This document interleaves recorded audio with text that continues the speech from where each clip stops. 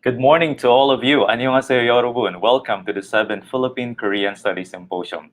It's our second day today. I hope everyone enjoyed and learned a lot yesterday in our day one. By the way, I'm Aldrin Lee from the UP Department of Linguistics, and I will be your moderator for today's event. We are delighted to welcome you all, our participants, who are joining with us in the safety of their homes through the UPKRC's YouTube channel, and also I believe in the UPKRC's Facebook official Facebook page. Before we begin our program, we would like to remind our audience on some house rules. You may send questions and comments throughout the presentations and discussions in the YouTube chat room. The questions will then be collected and answered by our speaker during the open forum. We're also reminded that the whole symposium is a safe space, and thus we will not tolerate any form of bullying and trolling, academic or otherwise. The organizing committee reserves the right to remove those who will create any disruption in any part of the program. At this point, please allow me to provide a brief background of the organizer of today's program.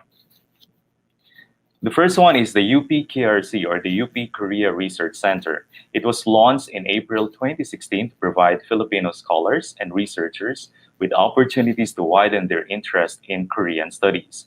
The UP Korea Research Center conducts various academic and cultural activities for scholars and professionals and serves as a university-wide hub that promotes and develops Korean studies in the Philippines. For more information and updates on UPKRC, you may visit their Facebook page at facebook.com/UPKRC. Our co-organizer is the UP Department of Linguistics. The UP Department of Linguistics is celebrating its 99th year this year.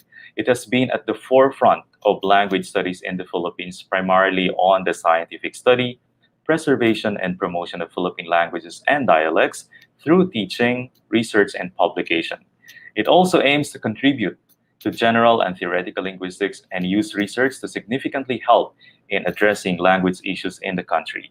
Housed in the College of Social Sciences and Philosophy in UP Diliman, the department is the only institution in the country that offers BA, MA, and PhD degrees in linguistics. It has been designated by the Commission on Higher Education as a Center of Excellence in Foreign Language Program for its contributions to the improvement of teaching of the national languages of Asia. It offers a roster of Asian languages, which are integrated in the BA Linguistics course plans, including Bahasa Indonesia Malaysia, Japanese, and Korean, among others. And it also houses university-instituted language courses such as Mandarin, Thai, and Persian. The department regularly provides training through the summer seminars in linguistics and extramural classes in Asian languages. I'd like to add another trivia. We are currently on the 7th edition of the Philippine Korean Studies Symposium, and the UP Department of Linguistics, I believe, has been an organizer of the event since its first edition. So thank you so much, UP Department of Linguistics.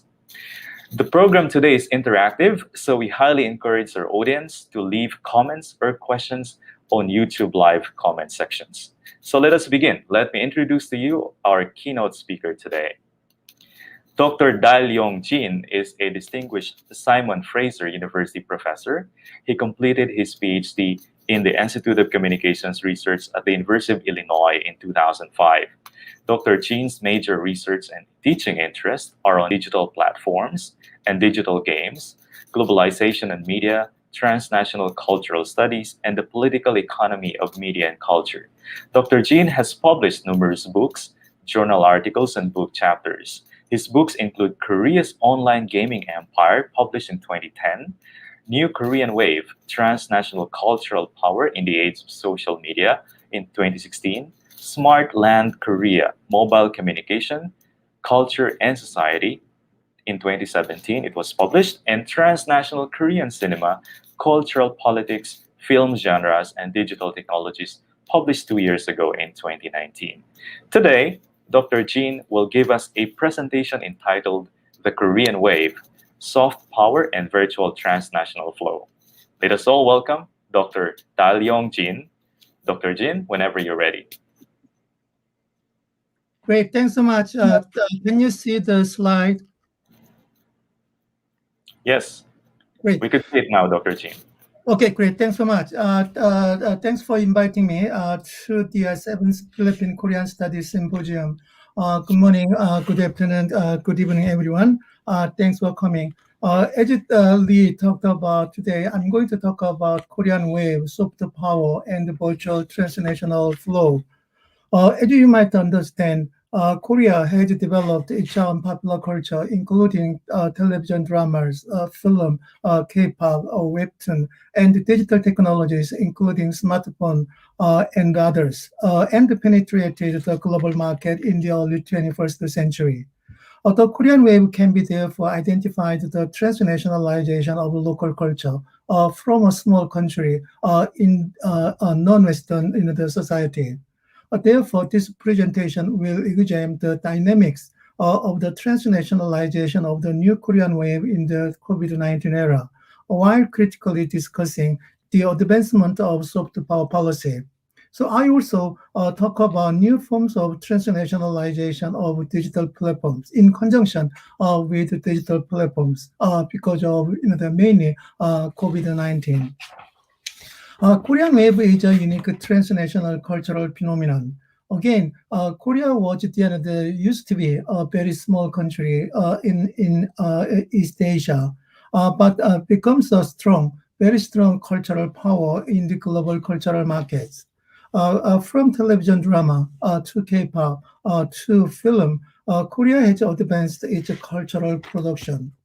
During the process, of course, as it is the images explained, social media, including YouTube, Facebook, Instagram, as well as OTT platforms, including Netflix, play major roles in consuming, therefore, facilitating the consumption of Korean cultural the product. Uh, as you might understand, the export of major cultural products has continued. In 1998, when the Korea just started its the Korean wave phenomenon, Korea exported only 188 million worth of television programs, films, and the popular music. But 20 years later, in 2018, Korea exported the 6.2 billion worth of the popular culture. Meaning, during this in the period, 20-year period, the export of Korean popular culture increased 33 times, which is phenomenal. The growth of Korean wave can be categorized into two major periods, Hallyu 1.0 and Hallyu 2.0. Uh, Hallyu 1.1, Hallyu 2.0, they have several different characteristics. So let me briefly explain what are major, the characteristics and what are major, the differences. In terms of period, Hallyu 1.1, mainly, the talk about the growth and the expansion of Korean wave between 1997 and 2007. Compared to this, Hallyu 2.0 means that the Korean wave, made a new era starting in 2008 and the present. In terms of primary in the genres, cultural genres, Hallyu 1.1 includes television dramas and the films mostly. But Hallyu 2.0 includes mostly K-pop, games, both online and mobile games, and animation. In terms of the major regions, Hallyu 1.1 mainly focused on East Asia, including China, Japan, and the Taiwan. However, Hallyu 2.0 includes all Asia as well as Europe and North America, meaning the Korean wave is the international global the phenomenon, not the Asian phenomenon. The global flows of K-pop suggest that Korean culture, known as K-culture, exists as a hybrid modernity mixing Western and Korean cultures. The Korean wave has become a unique local culture, distancing itself from Western culture and representing more of the Korean culture. I'm not here talking about traditional culture, old culture, but a contemporary culture representing people's struggles and the social problems, injustice, the housing issues, and the educational issues. Korean culture could be a possible candidate for alternative globalization, referring to a contra flow, the flow from the non-Western to Western countries because of its penetration in both North America and Western European countries. We also need to focus on the transition of popular culture in style, genre, and structure. The Korean wave has developed the new Korean wave since 2008, again known as Hallyu 2.0, Hallyu 2.0.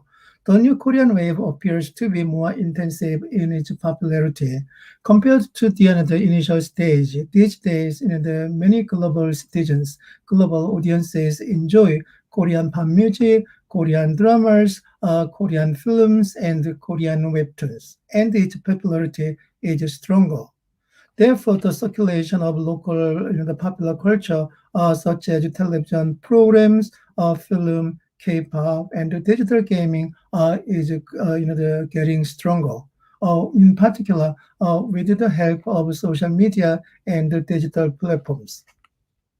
Korea has become a new local force for the production of transnational popular culture with the help of social media.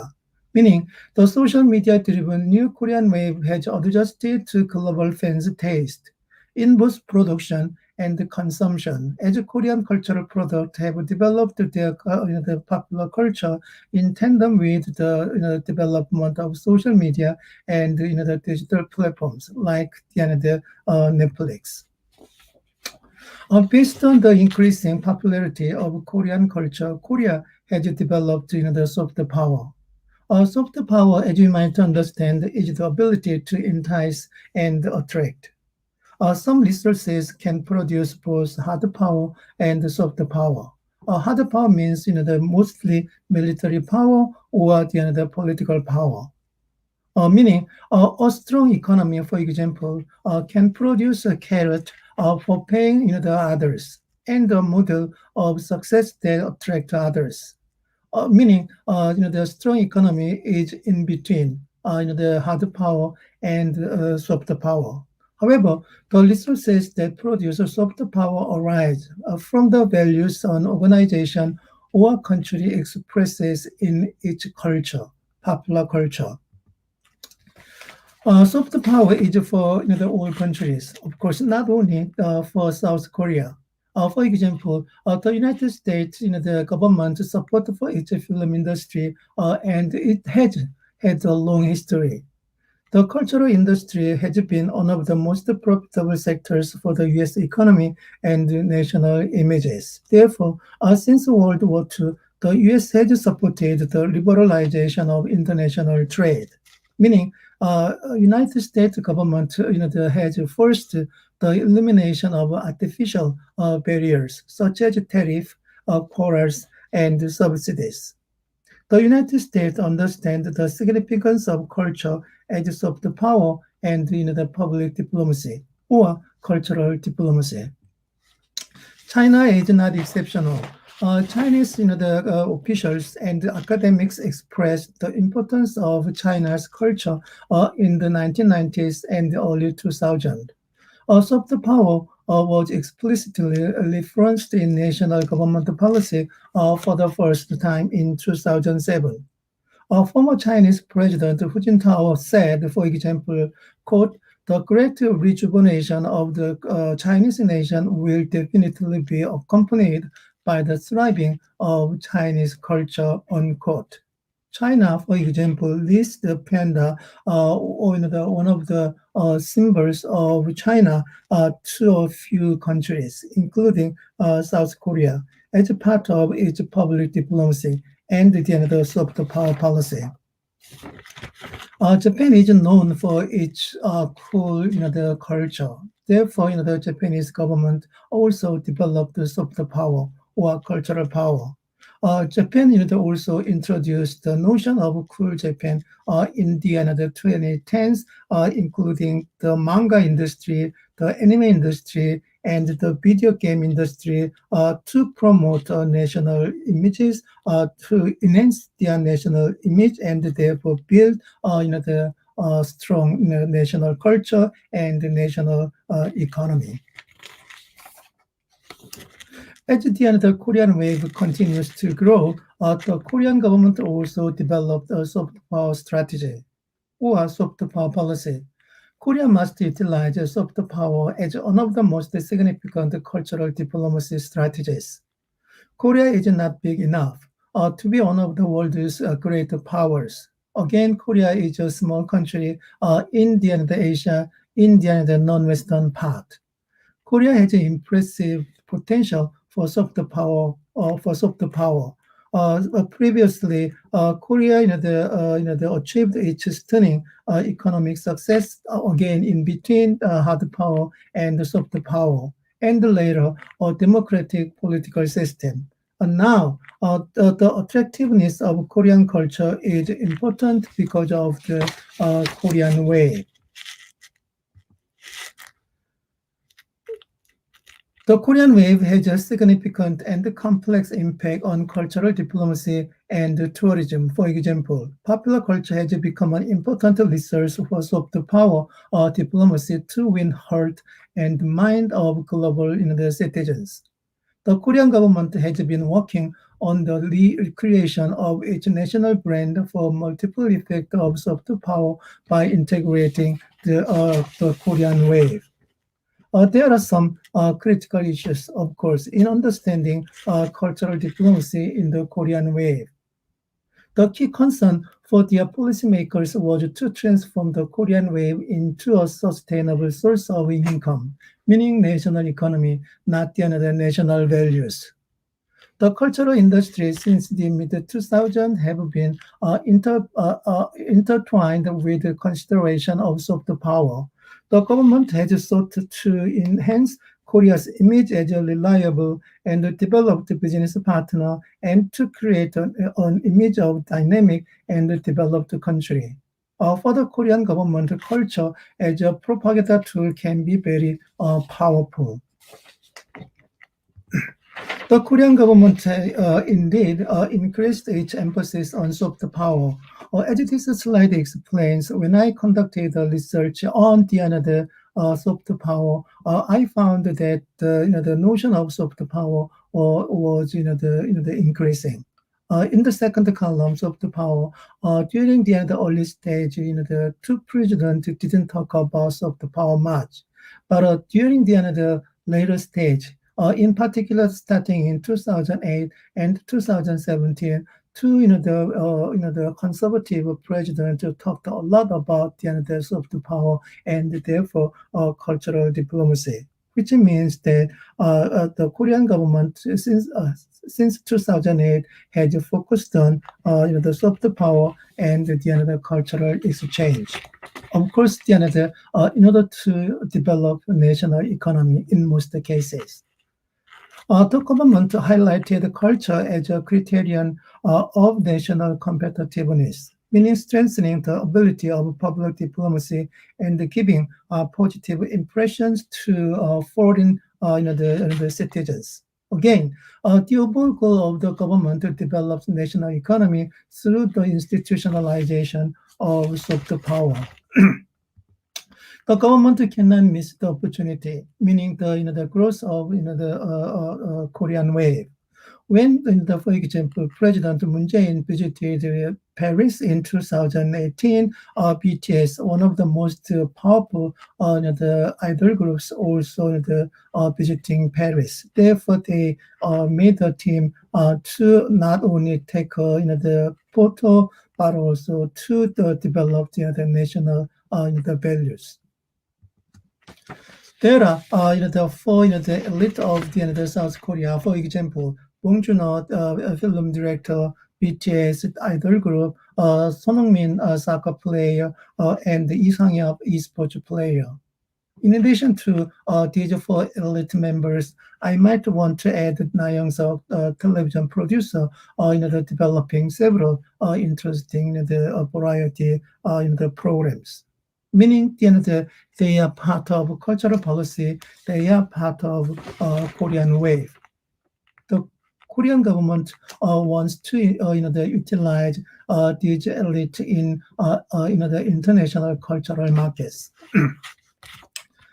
With the global popularity of Korean film, drama, and K-pop in general, the Korean wave distinctive dimensions that transnational Korean culture has brought about is tourism.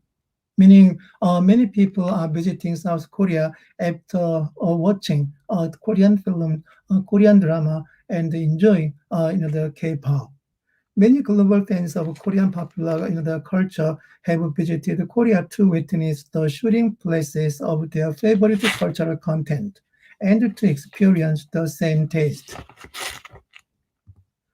Korean cultural industries have continued to develop transnational local content, not only directed and controlled by the government, but also funded by and worked with transnational corporations in and out.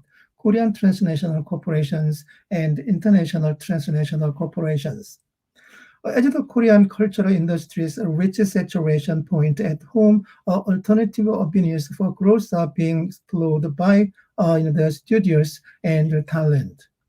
The current discussion about the Korean wave therefore helps us understand transnational globalization.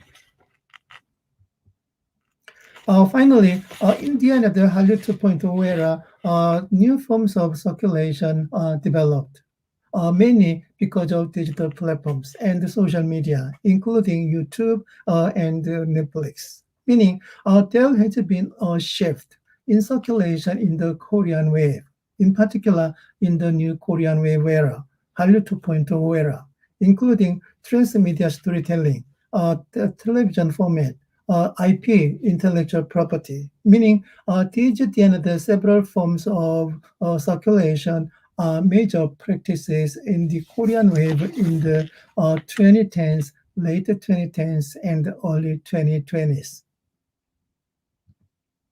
There are several new forms of circulation, one more time, of Korean cultural product. The first one is the television format, meaning several countries, including United States, Asian countries, import television, the dramas or the variety shows from South Korea, but are not as the finished the product. Previously, Korea sold the television dramas and the variety shows the piece by piece. After the finishing, therefore, as the canned and finished the product. But now they are selling the Korean the corporations, cultural industries sell the license, not the finished program. Therefore, the many channels in Asia, in North America, in Europe, import the license of those programs and therefore develop their own programs by adding local content, local the component, which is one of the most important. For example, Good Doctor, the same name of the Korean drama, is now airing on ABC in the United States. Masked Singer, in the one of the major variety shows in South Korea, is also airing on the Fox in the United States. Format is the one new way in the circulation of the Korean wave. The second one is co-production and the remake in the film sector. The in many parts of Asia, they are enjoying their Korean films. But previously, again, they imported finished films. After screening in South Korea, they imported those films, but not anymore because of co-production and remake. For example, Miss Granny, 수상한 그녀, was one of the most funniest, the interesting films made in South Korea, and it was, imported by 8 countries, including China, Indonesia, India, Philippines, Japan, Vietnam, and the United States. They use the same transcript.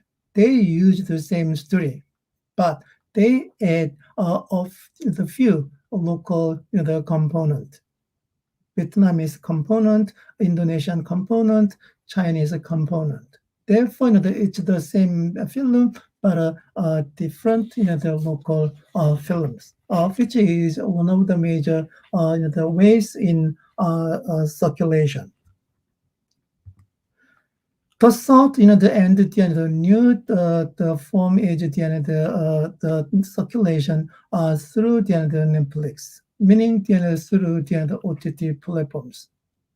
There are new ways to circulate Hallyu content in the COVID-19 era, meaning in the digital platform era, the production and circulation of cultural products means how culture has been consumed by global audiences. In particular, during the COVID-19 era, people can't go to concert halls, people can't go to cinemas, people can't go to the public spaces. The major way, the major tool to enjoy popular culture, including Korean the popular culture, is digital platforms and the social media. Therefore, the Korean wave, meaning the Korean cultural industry, sell virtual places in the COVID-19 era. 2 examples. One is the BTS, another Blackpink. BTS held their first pay-per-view the live stream concert titled Bangbangkon, Bang means room in Korean, the live on July 14, 2020, and the Unmoa 2021 during this pandemic era. Again, they couldn't go abroad. They couldn't make their large size the concert. So the live event was streamed for over 100 minutes remotely from a studio in Seoul and drew more than 750,000 viewers from the 107 countries. One of the most popular the online event, which means that this kind of the new way, new the of circulation is the norm in the COVID-19 era. The second example is the Blackpink's the show. Again, during this period, Blackpink, one of the most famous female idol groups, advanced a new form of untagged online concert known as the show, which was also very successful. The last one is the global flow by the Netflix. Netflix is everywhere. Netflix is in 190 countries. During this pandemic, people are only not only of course they're watching many cultural products on Netflix. People in particular millennial and the Generation Z, they used not to watch their things on TV but on the social media and OTT platforms. Netflix has understood the importance of Korean wave and invested in the Korean cultural market, meaning they sometimes they imported the Korean dramas, Korean films on the Netflix, but sometimes they also invested their fund to develop the films and the televisions together, and later they have their the sole right to air those programs on Netflix.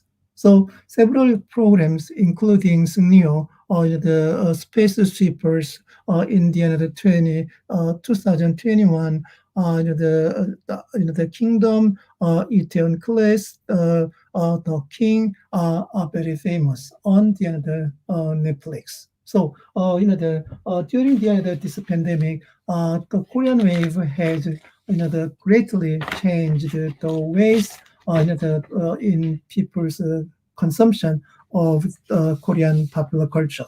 Not only Korean popular culture, but in general, popular culture. So, the Korean wave has become globally popular. To conclude, the Korean wave has become globally popular. The Korea has appropriated the Korean wave as the soft power in order to brand the nation state.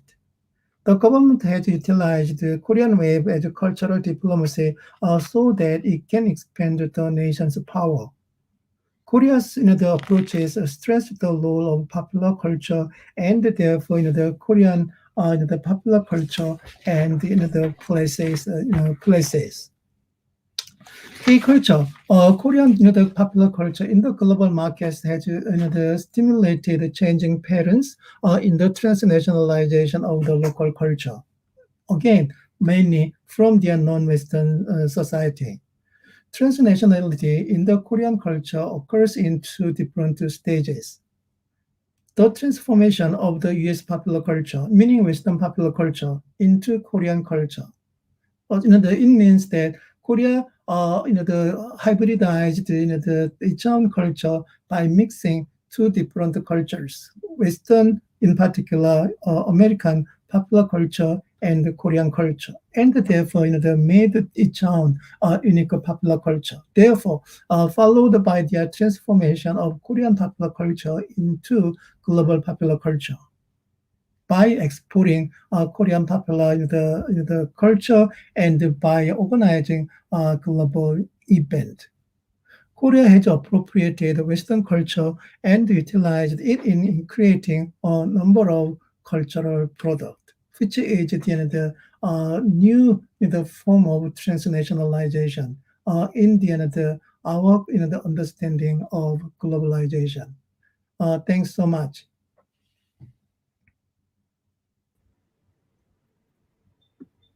Thank you very much, Dr. Jin, for that comprehensive and insightful take on the Korean wave, soft power, and virtual transnational flow. And indeed, during these challenging times of the COVID-19 pandemic, we saw the global virtual consumption of cultural products increasing tremendously. And the dramas, movies, and concerts, music albums from Korea have been at the forefront of this significant milestone. I myself have finished a number of dramas actually in this year span of the COVID-19 pandemic. I'd like to ask our audience as well who are in YouTube right now, how many dramas have you marathon so far in these times, these challenging times? Some of the Korean artists have been smashing records left and right, as we know. And it's interesting to know as well that Dr. Jin mentioned and discussed about how these Korean cultural products have been co-produced and remade in different countries in the world. So with that, I'd like to open now the question and answer portion of our keynote lecture today. So we're now open for comments and questions. I believe we have a number of them already here. So I like to start now because I believe many of our audience participants in today's lecture are excited to ask Dr. Jin their questions. So let's start with the question from Rainy Evangelista. I believe this is in relation to the context I mentioned a while ago. You know, the part of Dr. Jin's presentation about the Korean cultural values or Korean identity on a broader scale getting disseminated around the world. So the question from Rainy is, given that the transnationalism of culture could happen more easily now because of digital platforms, how can the Korean cultural identity remain distinctively Korean? How can these cultural contents continue to contribute to Korea's soft power, strategies, and policies? So can we address, Dr. Jin, the first question about how can the Korean cultural identity remain distinctively Korean? Right. So I think it's one of the most controversial issues. As I explained, and you might understand, many the cultural content, either film, drama, K-pop, they are hybridized, meaning mixed between Western and the local. During the process, the many the cultural products lost Koreanness, meaning Korean identity. But it's at the end of the controversial right there, because at the end of the we have to understand what is the end of the Korean identity. Are you talking about traditional or the values, or traditional beauty, or the traditional kind of the shareness or mentalities? That's the first thing we have to think about. Having said that, in my understanding, Korean identity must be changed. Must be changed. Meaning, contemporary Korean popular culture, films, television dramas, webtoons, they are not only talking about old days, or the 100 years ago, Yeah. 200 years ago. Instead, they are mainly talking about contemporary society. Therefore, they are portraying people's struggle, people's the new identity. Meaning, there are many difficulties, many agonies. For example, college education, housing problem, income, jobs, so on and so forth. Yes, we are also talking about north-south division. There are many, but not only traditional the values. Many Okay. people, So many people still said that Korean identity, many talking about all the mentalities, all the ideas, but for me, it's not. Therefore, once we identify the notion of the identity, we can move on. right, many of these Korean cultural products right now have been reflecting the evolving Korean That's right. identity, and That's some of right. them are even challenging, the norms.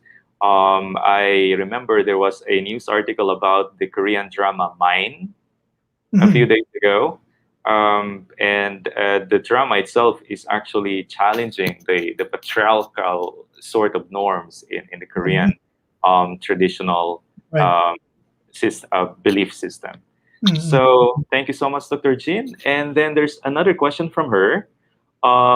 So given that, okay, I think we can probably postpone answering Rainey's second question, given that your answer points to the fact that the Korean cultural products are not necessarily reflecting a sort of opaque or status quo kind of Right. Korean cultural identity. So let's proceed to another question here from Giselle Katahumber de Galabut. Her question is, in what way does Korean soft power can be applied in the educational system to attract or motivate the learners to learn more Korean language in the Philippines? This is an interesting question from someone who is doing language like me. Right. So, do you see any sort of relation between the Korean soft power and the educational system? Dr. Jin, would you like to answer this question? Exactly. Exactly. Soft power is uh, everywhere. Meaning the Korean industries, Korean government, or Korean educational system, all wanted to use soft power to attract more in the foreigners, to buy Korean product, to visit Korea, or to learn their Korean. For example, this morning I got the very interesting data from the Copenhagen University in Denmark. Uh, Over the past 10 years, the number of applicants in Korean studies doubled up. So Yep, I've it's seen that graph as well, Dr. Jin. I've seen that graph. exactly Could you tell us what happened there? Because like in the past few years, there was like a less than 50 applicants for the mm, Korean studies program in that university, and suddenly it rose up to more than 100. right, Uh, exactly. do you see So this pattern happening all over the world? yes, all over the world, not only Denmark, but United Kingdom, Canada, United States, mainly because of the Korean wave. So several years ago, for example, I visited UK and gave a lecture in Korean Studies program. One lecturer, told me that the number of the applicants, continued, continued to soar, which means that there are many people, who want to learn Korean after watching Korean dramas, after enjoying the K-pop. Not only not only the media industries, cultural industries, but our government also wanted to make this moment to attract the foreign the audiences to learn Korean. So cultural center in many countries are now attracting more the foreign the citizens to learn Korean. That's Yeah, but it's important to note, Dr. Jin, that in the case of Copenhagen University, it's not just simply learning the Korean language. We now see younger students becoming interested in digging deeper into the Korean culture and history by taking on like a full Korean studies course. of course, of course, of course. So So we that's see what. the younger generation, Right, growing up. exactly, exactly. So then the Korean is only part. They are all, the studying their Korean culture, Korean history, but the basis is Korean. So that's why I'm just because the question is about Korean as the language program. So the many global the younger generations now plan to study Korean, and the Korean culture. Very interesting indeed. As much as I'd like to expound more on that point, we have a lot of questions coming in, Dr. Jin. I hope you are fine, answering these questions. Yep. The next one is from Eric Paulo. This is from Dr. Capistrano. He was one of our speakers yesterday. His question is, Professor, what do you think should be done on foreign influencers on social media who are using Korean content to boost their own popularity? Okay, so again, what do you think should be done on foreign influencers on social media who are using sometimes inappropriately Korean content to boost their own identity? Mhm. It's a tricky question, but let me say, uh, personally, I think that Korean the wave has become global phenomenon, meaning international phenomenon.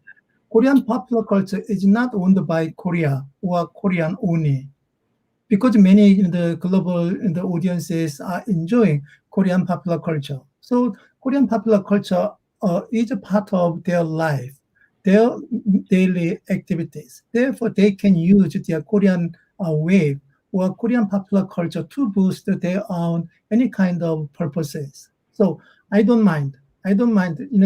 As long as they properly utilize Korean wave to boost their any kinds of event the purposes, that's fine, but properly. Right. So it must be appropriate according to Dr. Chin. Apparently, many of them or some of them are facing backlash from fans and netizens in because of their inappropriate use. So um, again, reading the question from Dr. Capistrano, however, these people sometimes ignore the backlash. Mm. So, from the point of view of a Korean scholar, um, do you think there should be a way to address this and deal with this? uh, uh, of course, again,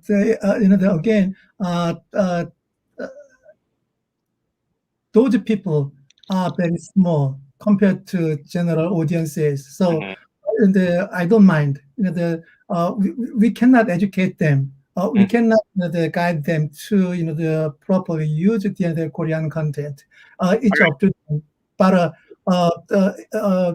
as long as there are many good the global audiences who properly enjoy utilize Korean popular culture, they eventually will follow the major direction. So as of now, there are some small the conflict problems, it should be done. It should be done. Yeah, of course, we all know that the Korean government all throughout has been very careful in formulating policies Mm, with regard to the consumption of right. the Korean cultural products and reinterpretation or use of foreigners of these Korean cultural products. So maybe I'd like to tweak a little bit because I think this is an important point. Um, what is the perspective of Koreans in general? I mean, like let's set aside the other Mm. netizens, but the Koreans themselves. What do you think is the general sort of sentiment of the Korean people in terms of foreigners? Using Korean content or foreign influencers, sorry, Mm, mm, using Korean content to boost their own mm. popularity. Uh, uh, there are two layers. The first one is academians, like their professors in South Korea, for example. They don't mind because at the end of the day, they understand the importance of sharing of the popular culture among global the audiences. Therefore, even though international influencers utilize the inappropriately Korean popular culture, again, it's understandable, it's minor, therefore, they don't mind. But general level of the Korean people, they make there some problems.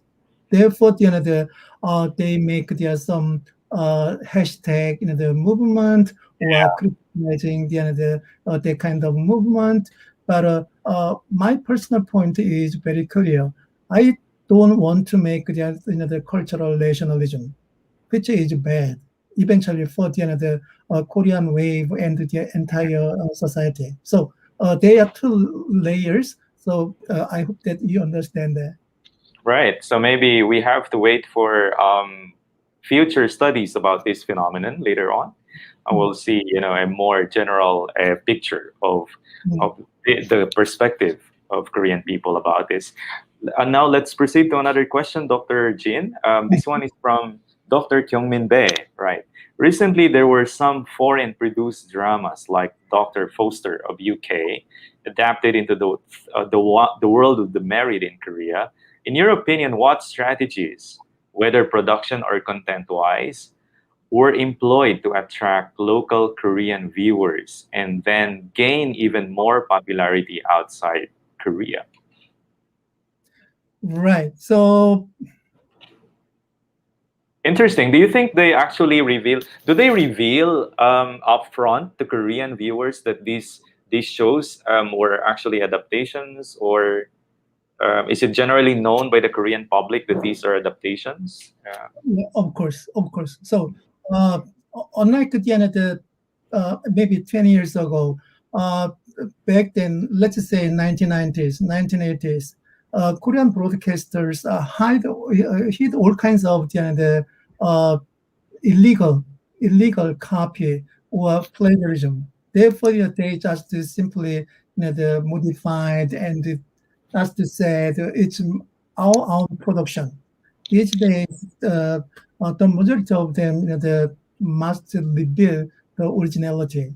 Must say it's the adaptation of UK film, UK the drama, so and so forth. So mostly, in my understanding, mostly the general audiences understand that it has been adapted from their UK drama. So So, it's certainly yes. so there strategies being used to actually attract the local viewers, or I would say some dramas are the adopted from their foreign, but I have to say that the overall the broadcasting market, overall the film market has been growing. Therefore, they cannot fill the gap by only using Korean made programs. So they must, the import or adapt the foreign programs. That's the first thing. Second of all, many Koreans are now watching the foreign programs on Netflix. Therefore, there are some fan members who are enjoying the American, the for example, dramas or Chinese dramas, so on and so forth. Therefore, the cable channels are targeting that particular niche market by adapting foreign programs. So it's a kind of their strategy, but Netflix has changed the strategy Right. of their Korean broadcasters. Thank you, Dr. Jin. Let's move to the next question. This one is from Anton Miranda. Good morning, Dr. Jin.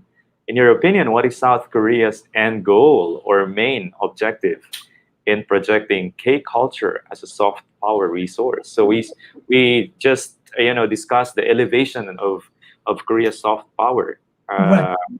So do you think there's an end goal or main objective? Could we reveal that?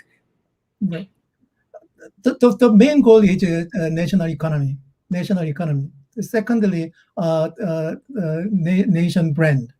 So they understand the importance of Korean wave, and therefore they want to utilize Korean wave in enhancing the image of South Korea. But think about the enhancement of the images. It means that it want to attract more people to come to Korea or to buy Korean product, not only cultural product but also cars, the furnitures, the TVs, the smartphones. So economy and the national branding are two major the goals of soft power policy. Just a quick follow up on that, Dr. Jin. Was it like that before, or did it change? I do understand that now. Korean wave is a major economic driver, but was it Right. really the main objective before, or did it change along the way? No, they changed. Because at the end, until late 1990s, Korea didn't develop the cultural the content. Therefore, Korea didn't have cultural power. Cultural power is part of soft power. So without the culture, that can attract the foreign the audiences, they cannot develop soft power policy. So it's a new thing. All right, thank you so much. And another question is from Dr. Aurelio Vilvar. I am a fan of K dramas. Yeah. In terms of intercultural competence among Koreans, do Koreans also watch other dramas from other Asian countries? Yes, many. For example, I came from Canada. The 2 months or 1.5 months ago. So the Simon Fraser University is in Vancouver, Canada. So during my research in the period, I just came to Korea. I was very surprised to learn that there are the 4 channels for the Chinese dramas. 2 years ago, maybe there was only 1 channel, maybe 2 channels, now 4, 5 channels. So there are many the channels for the Chinese drama, and there are also 1 or 2 the channels for Japanese dramas. So increasing. Well, two ways. First of all, there are many Asians in South Korea. So some channels want to target those the Asians now living, traveling in South Korea. Secondly, some the people move around East Asia. So because of business, because of education, therefore they also want to attract Koreans who are working in China, in Japan, who are studying in China, Philippines, for example. So certainly yes. Yes, and there were also a few Korean cultural products in the initial, stage of Hallyu that were actually adaptations from like Japanese or Chinese dramas, for example. Mhm. Is Winter Sonata one of them, Dr. Jin? I don't. No, no, The Meteor Garden was also like adapted in Korea. So right. yeah, yes, the answer is yes. Thank you for that. Another question is from Dr. Azor. Many thanks for the insightful presentation, Dr. Jin. You've mentioned a form of hybridization of Western culture and Korean culture to produce a very palatable and relatable cultural products?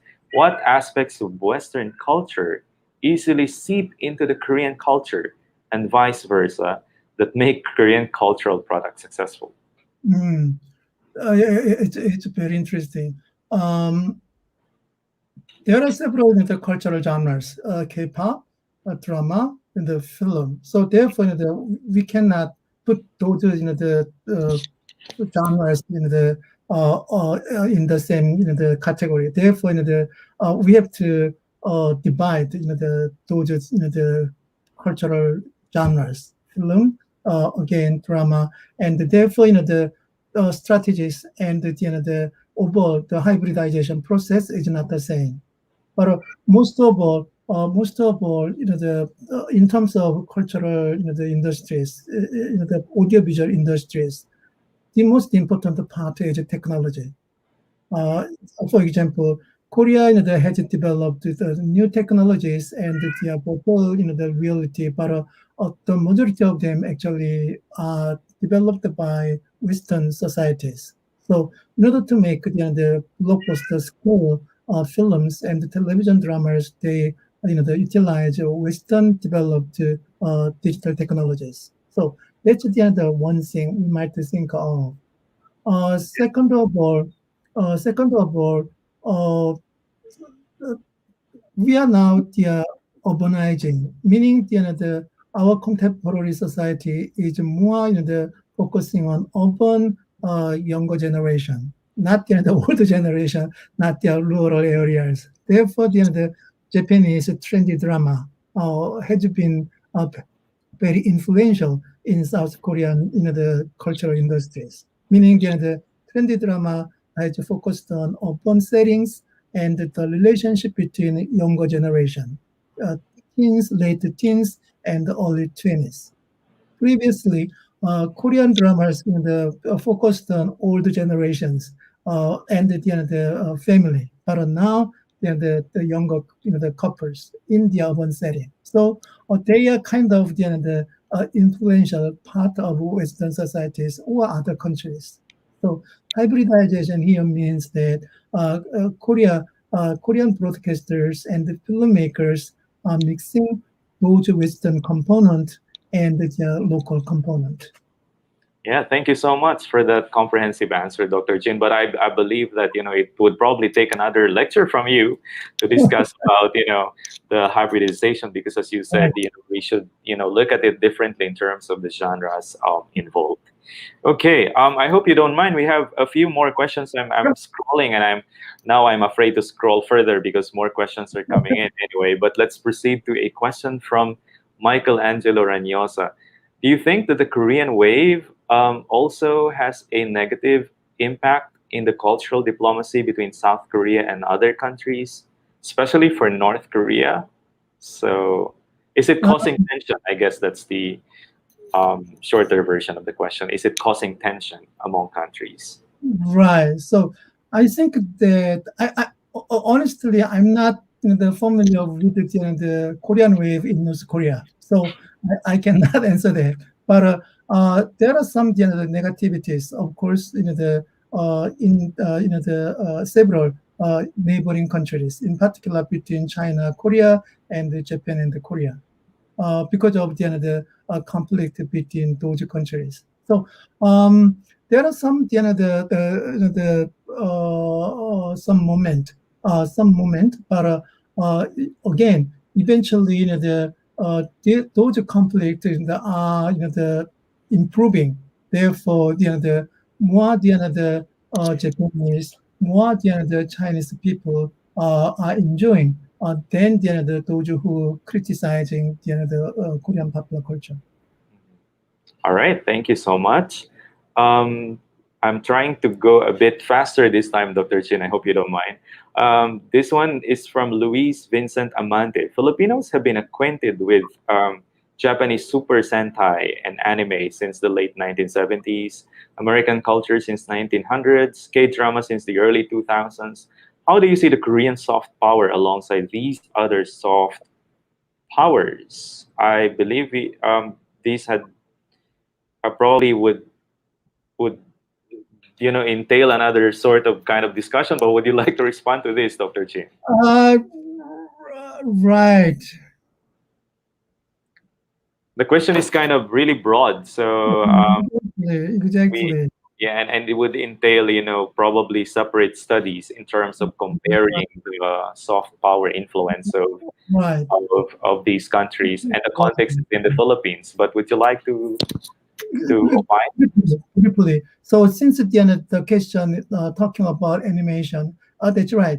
Japanese animation has been very influential. So Japan has utilized the anime, manga as a part of their soft power. That's true. Therefore, the Philippines, other countries, get some Japanese the influences.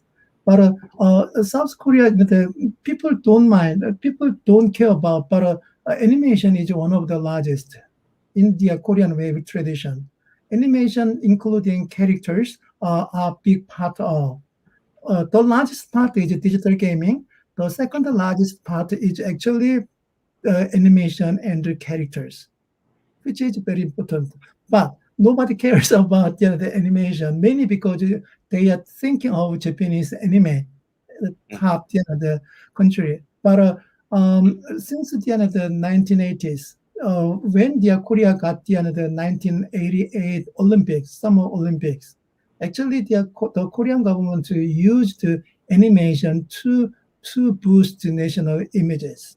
So that's their kind of the first wave, not their Korean wave, but a first wave in terms of the exporting of their Korean popular culture to other countries. So soft power, not the term, because the term was made in 2004, the phenomenon of their soft power already existed in conjunction with Korean animation. Thank you for that very nice insight, Dr. Jin. Let's proceed to another question from Nicole Pontanilla. Aside from being an economic driver, I wonder if Hallyu, this is Nicole, along with other Asian soft powers, has a role to play or an impact, at least to an extent, on the Asian hate happening in the West. It's interesting that the increasing consumption of K culture and the persistence of Asian hate are taking place within the same timeline and perhaps the same spaces. So, it's a Mhm. very interesting question, Right. Dr. Jin. Right. This is a very important question because of several the issues. The Asians are affected by the North Americans or Western Europeans, but at the same time they are the consuming Korean popular culture. So the two different the extremes. But um, uh, the good thing is that Korean popular culture or non-Western popular culture may help to loosen to the soothing the tension between the extreme groups. Therefore, eventually, I think that the situation is getting better, but as of now, it's getting worse. So we have to think about. Uh, I'm living in Vancouver, in the Canada. Some Asians are affected by the Canadians. It's happening. It's happening. That's true. So they are, but they are not the Korean wave fans. I'm sure that when if they like their Korean wave, they cannot attack the Asians. So there are two different the groups in North America, in the Western Europe. But as long as we spread out the culture, local culture in the Western societies, the situation I believe is getting better. All right. Thank you so much. Next question is from Feby Cabigon Villanueva. What is your personal view of cultural diversity of Korean culture in the norms and tradition of Philippine culture preservation? Okay, Mm. so I'm not sure if you got the question, Um, uh, Dr. Jin, but maybe if I would tweak the question, like in case of the Korean cultural preservation and I mean the cultural diversity I'm sorry, I'm having a hard time trying to digest the Right, question. right. So, um, the context is Philippine cultural preservation. I think the question is more of, you mentioned about the Korean cultural values being incorporated into the Korean cultural products. I think Phoebe is concerned about the preservation of the Philippine culture, how of its nation's culture, those nations that are, widely accepting the Hallyu or Korean wave. Right, right. um, so the conflict between, getting exposed and imbibing and adapting the Korean cultural product and the preservation of one nation's culture. I think that's the core of the question, Dr. Jin. Right, right. But that's very interesting. S- several years ago, in Seoul, Korea, we organized a conference, that mainly targeting Southeast Asia. So people from Thailand, Philippines, Indonesia, Pakistan came to get the conference with us. Therefore, we understood the great deal of the Korean wave in those countries. They clearly said that the cooperation between Korea and their countries, Thailand, the Philippines, Indonesia, is very important.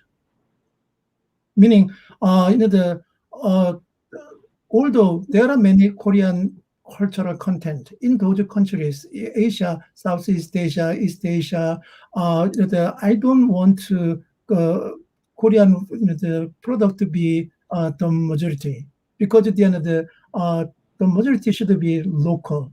Still, the end of their own the country's culture, but by working together, they can develop the unique culture while preserving local culture. They still can develop global culture. So this is what I'm thinking of. Well, some of the things that you explained earlier, including co-production and remaking of Korean cultural products, are some of the strategies, that are employed to be able to make sure that there is a proper placement of the local culture, and also trying to adjust it with, the cultural values that are involved in the Korean cultural product that we are consuming as foreigners. All Mhm. right. Thank you so much. Wow, we have a few more questions left here. The next one is from Celsius Huachon. Hi, Dr. Jin. Do you see the K-pop phenomenon as a manifestation of consuming culture or culturalizing consumption? Is commodification of cultures a silent operator behind the spread of K-pop? Thank you. Both of them, both of them. So why both of them? The several the global audiences, several global K-pop fans, uh, like Korean popular music, but don't like Korean popular music because of the commodification. So they are too much. For example, so in certain the areas, I understand that the global audiences, they feel that Korean popular culture, including K-pop, has been commodified. Therefore, it's not the popular culture, not the good culture, but the culture to be sold. That's one the part of understanding. But on the other hand, it's the cultural activities. Therefore, the culturalization is the one particular the important part in consuming Korean popular culture. Therefore, it both the working. Yeah, it's quite inevitable if we are talking about culture becoming a product, of course. Right. So thank you so much, Dr. Jin. And the last question on the chat board so far is from Sawal Sonsengnim. Good day, Dr. Jin. Can you give a comment about those who are totally immersed with the Korean influence or the so-called Korea booze? What do Mhm. you think is the responsibility of this soft power to this kind of situation? Mm.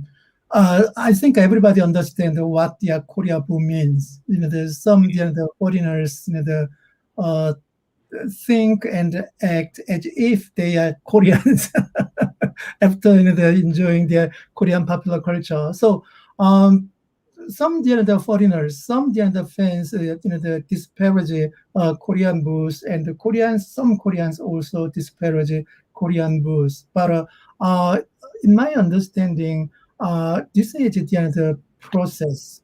This is the good, the transformation. They are not the working, consuming as the Koreans, but still foreigners, but are enjoying Korean popular culture. Therefore, they want to share their the identities with the Korean popular culture and the Koreans. In my understanding, therefore, we have to be very careful. Korean is a disparaging term. It's a disparaging term. We don't need to say that. We don't need to say that. So, in terms of the soft power, in conjunction with the soft power, I believe that uh, the private sector, not the government, should work. Meaning the Korean government, when they utilize Korean popular culture in enhancing national images and national economy, they don't mind this kind of negativity. Therefore, private sector, including academians like us, and the cultural producers, they must work to develop the situation better. Thank you so much. Dr. Jin, if it's fine with you, we could accommodate maybe one or two more questions. No So problem. the next one is from Precious Reforma. Good morning, Dr. Jin. What do you think is the future of the Korean wave, or how will it affect the geopolitics of Northeast Asia? Big question. In terms of the future of Korean wave, I think that the Korean wave continues. Forever, I don't know, but at least in the near future. There are two ways, two reasons. First of all, Korea has developed new forms of popular culture. In the early stage of the Korean wave, television dramas and the films were major cultural genres. In the 2010s, K-pop was the major. These days, webtoon is one of the most important. Animation is also very important. Therefore, whenever they have some conflict, some troubles, they develop a new popular culture. Therefore, they develop new drivers. In that way, Korea will certainly develop new forms of popular culture and therefore will continue the strong power. That's the first reason. Second of all, digital platforms. Digital platforms. These days, we are consuming popular culture through digital platforms, both social media and OTT services. This situation is getting stronger. Which one is fitting in this particular the media ecology? That's the Korean wave. Why? Because the Korean wave has developed two different paths: one popular culture, one digital technologies. Therefore, it's good in the digital platform era. Therefore, it's promising. Because of these two reasons, I'm thinking that Korean wave will continue at least for a while. Thank you so much, Dr. Jin. I think this is also another big question, so it probably would need further discussion, especially in the context of the geopolitics of Oh, Northeast yeah, Asia. yeah. Geopolitics. This Thank is you. this is big, but it's very complicated. Yeah, Very complicated. So as you talked about, it may need one more hour to discuss. So simply, that's true. Korean wave has been influenced by geopolitics, in particular, the between Japan, Korea, between China and Korea. But uh, I don't think it's time to talk about right. it. So let's just say Exactly. that. That's it. I agree, Dr. Jin. So we will be looking forward to another talk wherein we could talk about, sort of the constraints being imposed by governments in terms of consuming transnational products coming from these countries, in Northeast Asia. Perhaps this will be our last question. This is more of a comment from Dr. Bubbles Azor. She said, interestingly, many consumers of contemporary Korean cultural products assume that what they are consuming are authentic and traditional Korean, or if I would rephrase it, authentically traditional Korean culture. But the Hallyu 2.0 that Dr. Jin wrote about is really the contemporary Korea, which is finding a new identity, reflection of Korea, finding its footing in the geopolitical and cultural stage. Do you have any opinion on this comment, Dr. Jin? All right. So it's broadly, I think, a comment about the authenticity is the one another controversial issues like the cultural identity. When I talk about the authenticity in my writings, I'm mainly talking about the, the major component, meaning many Korean popular culture has been hybridized, mixed by two different the components. But as long as they develop local component first, Mhm. I believe they have the authenticity. Therefore, they are representing Korean the component.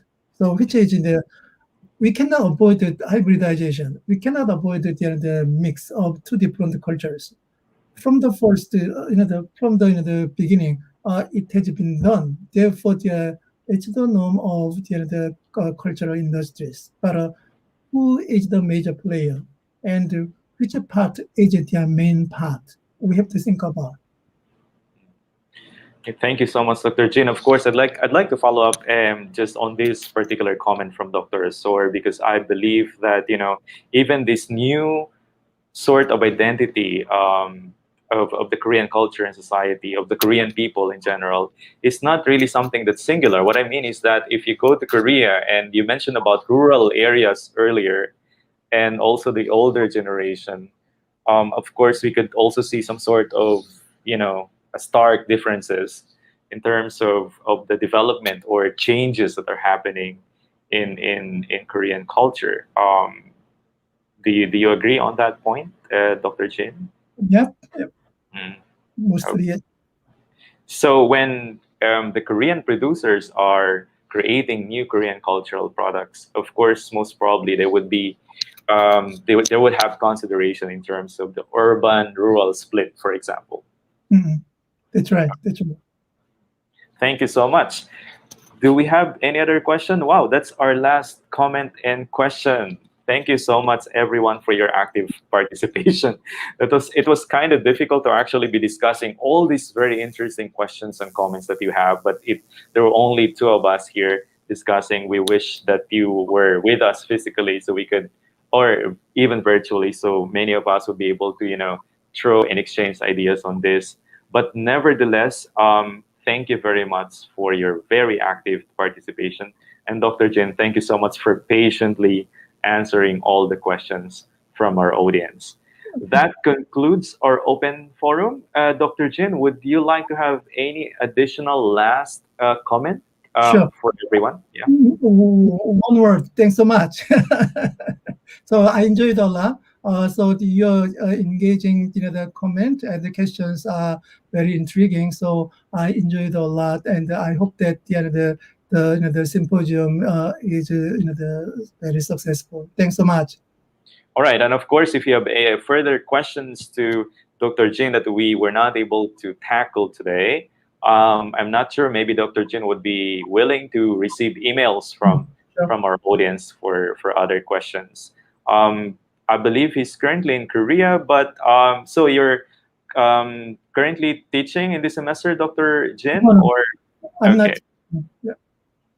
Right. So thank you very much. Once again, we truly appreciate Dr. Dal Yong Jin, our expert keynote speaker today. We wish that this partnership will continue to engage in our future fruitful initiatives. So we're hoping that we would be able to invite you again for another lecture later on some of the topics that we were not able to expound just a while ago in our discussions.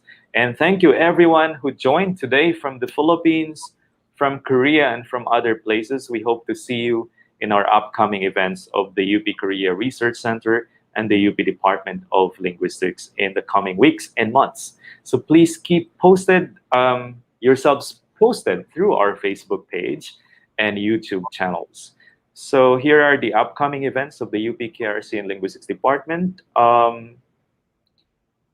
There will be a UP KRC and the Foreign Service Institute of the Philippines Mabini Dialogue Series on August 6th. That's Friday, 2 to 4 p.m. If we have the announcements, if the announcements could be flashed. And also we have the UP Department of Linguistics 14th Philippine Linguistics Congress on August 24 and 26. So we hope to be able to see you again in those events of the UP KRC and the UP Department of Linguistics. And for UP KRC, you can visit its official Facebook page, facebook.com/UPKRC. For UP Department of Linguistics, of course, you can visit their Facebook page as well, facebook.com/UP Linguistics for more updates.